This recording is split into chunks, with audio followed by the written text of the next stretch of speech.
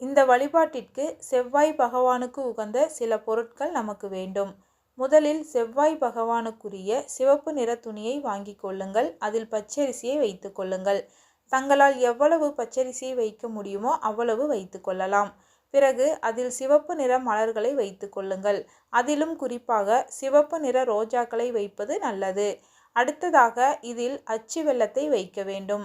இதற்கு எந்தவித அளவும் கிடையாது. தங்களுடைய விருப்பத்திற்கு ஏற்றாற்போல் வைத்து கொள்ளலாம். பிறகு இதை ஒரு மூட்டையாக கட்டிக்கொள்ளுங்கள். செவ்வாய்க்கிழமை சூரிய உதயம் ஆவதற்கு முன்பாக அருகில் இருக்கக்கூடிய முருகன் ஆலயத்திற்கு இந்த மூட்டையை எடுத்துக்கொண்டு செல்ல வேண்டும்.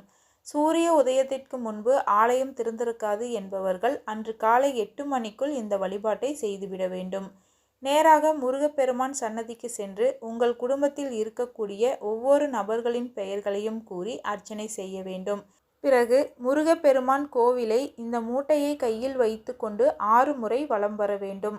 வலம் வந்த பிறகு அந்த ஆலயத்திலேயே ஒரு இடத்தில் அமர்ந்து அந்த மூட்டையை கையில் வைத்து கொண்டு உங்களுக்கு என்னென்ன கடன் பிரச்சனை இருக்கிறதோ அவை அனைத்தையும் முருகப்பெருமானிடம் கூறுவது போல் கூறி அவை அனைத்தும் நீங்க வேண்டும், நிவர்த்தியடைய வேண்டும் என்று வேண்டிக் கொள்ள வேண்டும். பிறகு அந்த மூட்டையை எடுத்துக்கொண்டு வீட்டிற்கு வரும் வழியில் ஓடுகின்ற நீர் இருக்கும் அந்த நீரில் போட்டுவிட வேண்டும். ஓடுகிற நீர் இல்லை என்பவர்கள் ஆலயத்திலேயே இருக்கக்கூடிய ஏதாவது ஒரு மரத்தடியில் இந்த மூட்டையை வைத்துவிட்டு வர வேண்டும்.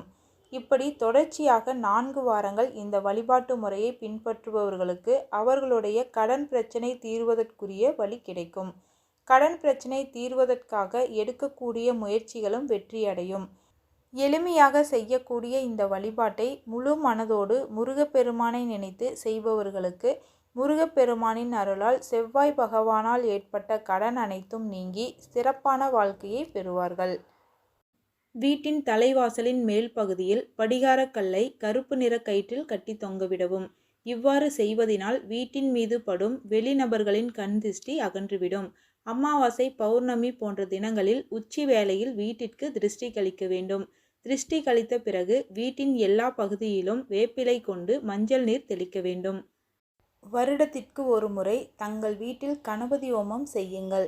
அல்லது யாராவது வீட்டில் கணபதி ஹோமம் செய்யப்பட்டிருந்தாலும் அங்கு சென்று அந்த ஹோமத்தில் இருக்கும் சாம்பல் சிறிதளவு எடுத்து வந்து உங்கள் வீட்டு பூஜை அறையில் முடிந்து வைத்து கொள்ளுங்கள்.